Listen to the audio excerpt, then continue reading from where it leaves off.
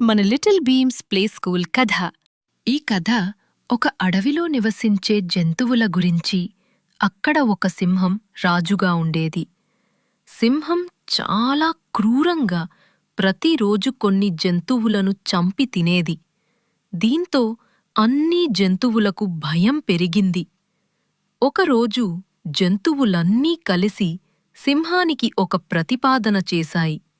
అంటే ప్రతిరోజు ఒక జంతువు సింహానికి ఆహారంగా వెళ్తుంది, అలాగైతే అది ఇతర జంతువులను చంపదు అని.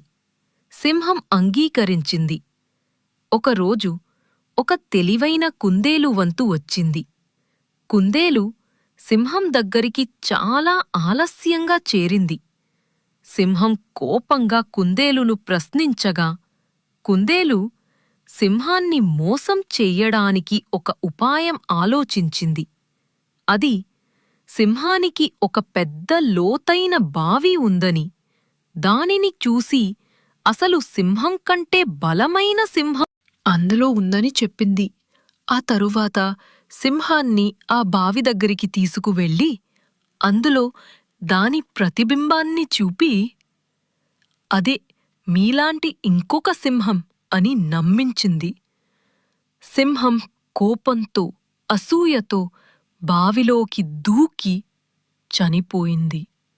కథ యొక్క నీతి ఏంటంటే, తెలివి బలం కంటే గొప్పది అని, శారీరక బలం కంటే తెలివైన ఆలోచనలు మరియు చాకచక్యం చాలా ముఖ్యమైనవని ఈ కథ తెలియజేస్తుంది.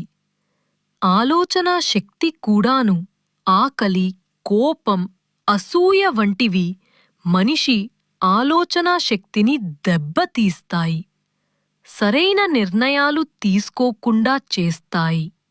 అందుకే ప్రశాంతంగా, తెలివిగా ఆలోచించడం అవసరం.